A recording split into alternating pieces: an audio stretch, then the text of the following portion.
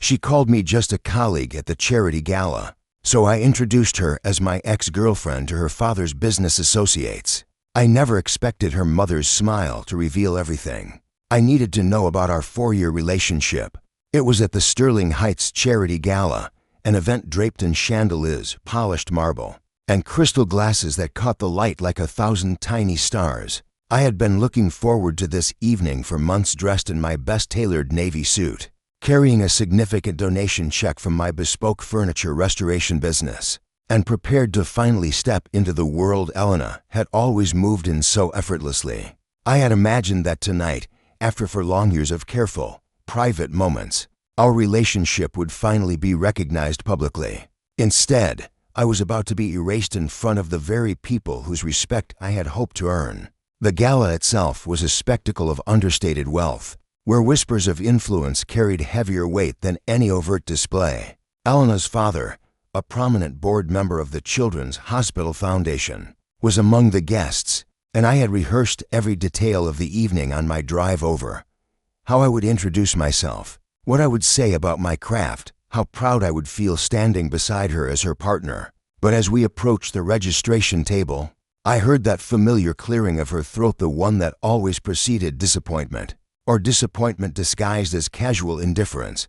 "This is Lucas, just a colleague from design," she said, smoothly and deliberately, to the hostess, a woman who had known us both long enough to notice the discrepancy. My stomach dropped, the ice water shock of her words spreading from my chest to the tips of my fingers. Years of shared holidays, quiet Sunday mornings, and whispered promises reduced to a single, calculated phrase. I froze for 3 seconds, just long enough to process the casual cruelty, before a clarity struck me so sharply it hurt.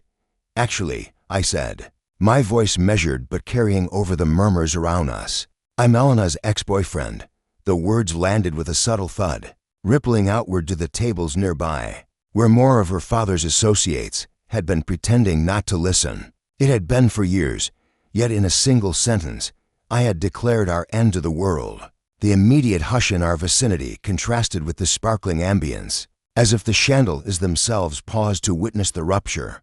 Her father's expression twisted in confusion and hurt, glances darting between us as though the puzzle before him had missing pieces. Her younger brother froze mid-conversation, a mixture of shock and what might have been admiration playing across his face.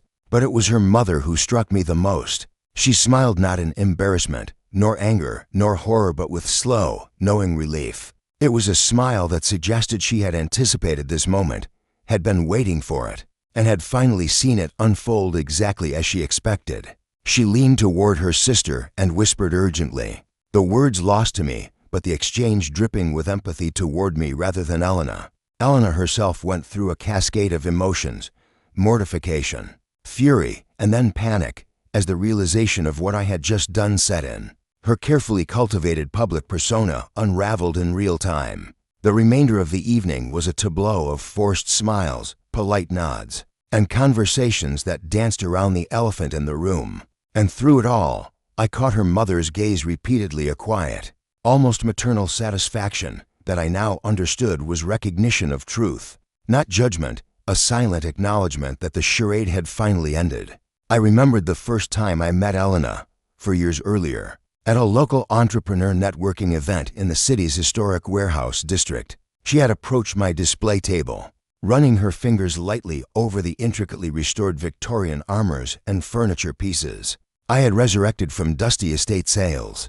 Her eyes sparkled with a genuine appreciation for craftsmanship, patience, and skill, the kind of recognition that made you feel seen in a world obsessed with speed. And disposability. We had talked for hours that night, exchanging visions of sustainability, ethical practice, and creating lasting value through one's work. There was an immediate connection, an understanding that resonated far beyond casual flirtation. For the first year and a half, she introduced me proudly to friends and colleagues, posted photos of us at events, and called me her boyfriend without hesitation. Slowly, though, the introductions shifted from my business associate to someone she was casually seeing, to finally avoiding public acknowledgement altogether. Each subtle erasure, which I had initially rationalized as privacy or nervousness, was in fact part of a deliberate pattern I was only now beginning to recognize. The red flags had always been there: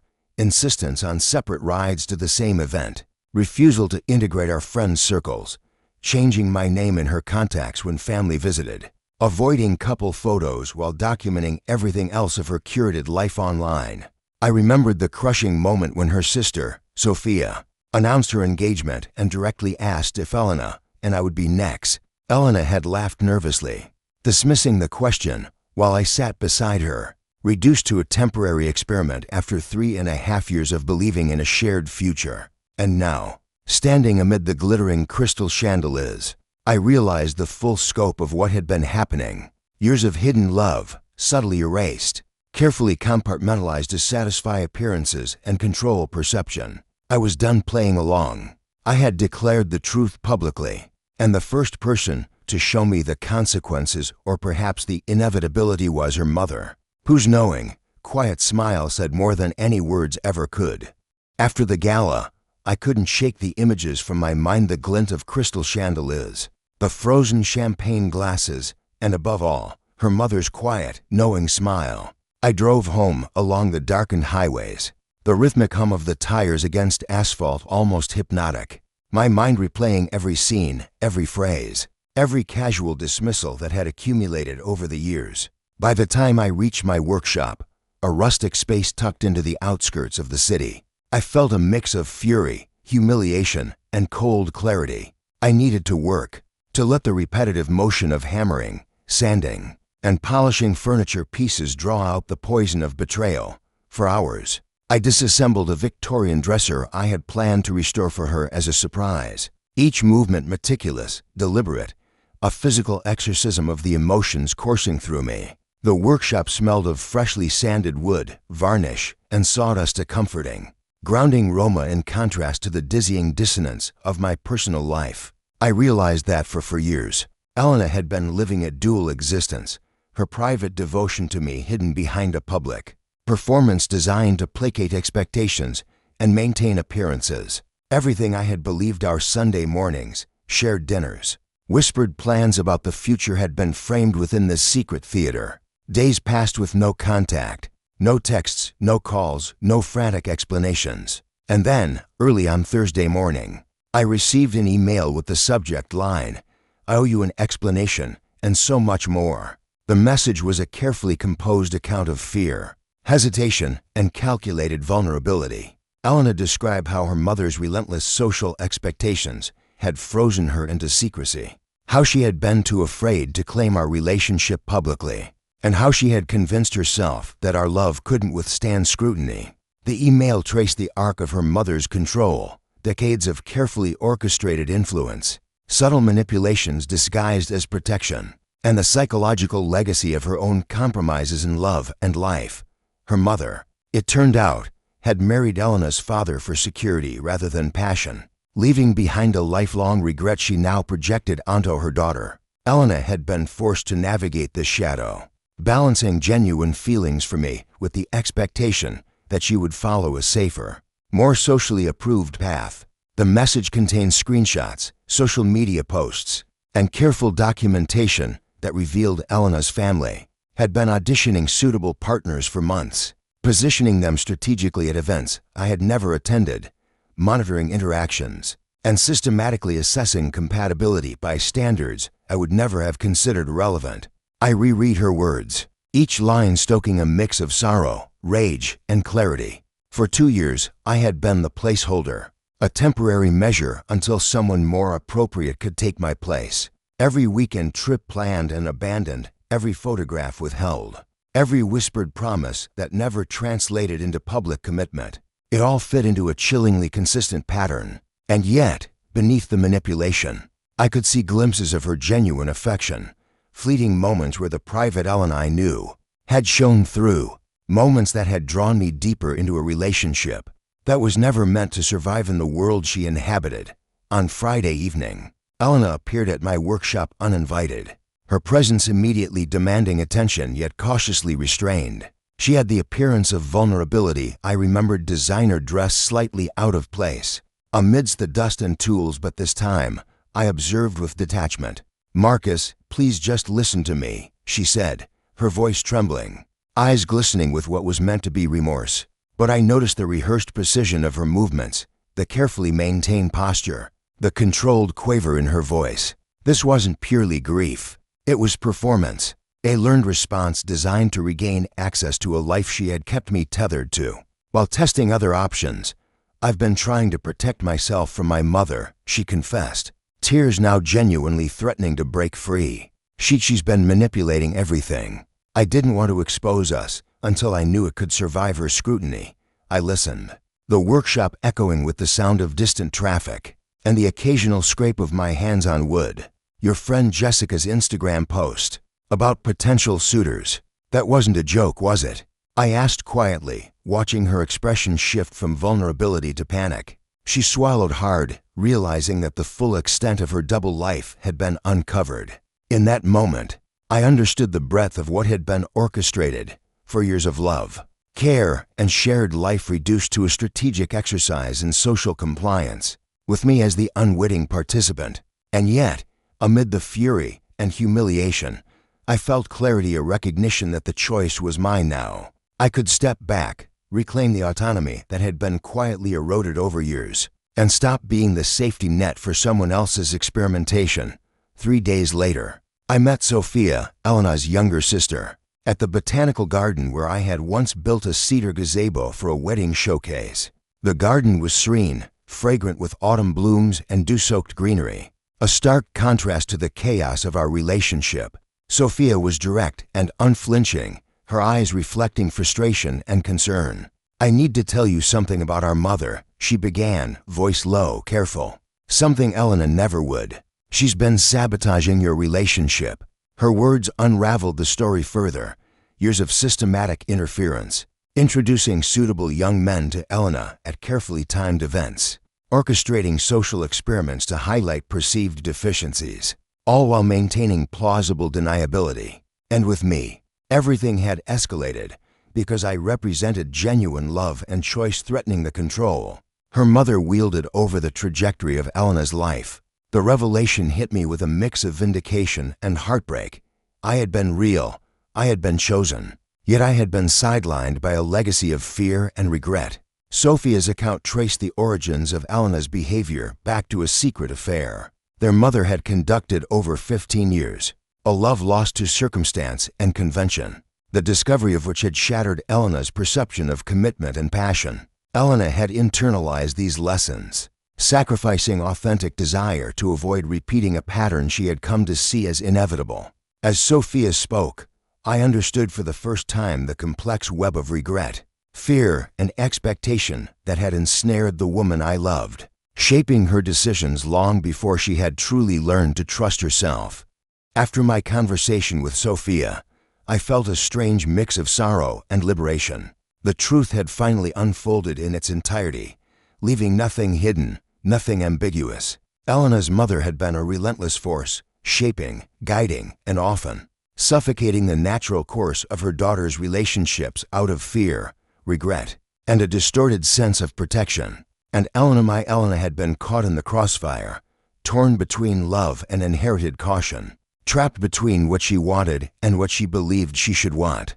I spent the next weeks immersing myself in my craft. Each piece I restored, each grain of wood polished to perfection, became a form of therapy, a meditation, a reclaiming of my own life. My workshop, once a place of labor and creativity, had transformed into a sanctuary. By the end of the month, I had taken on 2 apprentices and secured a major contract to restore the lobby furniture for the city's oldest luxury hotel. The work was fulfilling in a way no relationship, no social approval, had ever been. For the first time in years, my success felt entirely my own, unmediated by someone else's expectations or conditional acceptance. It was 6 months later, at the annual Home Design Expo, that I saw Elena again. She was consulting for sustainable furniture brands, effortlessly chic as always, yet her presence felt different, poised, rehearsed, carefully curated.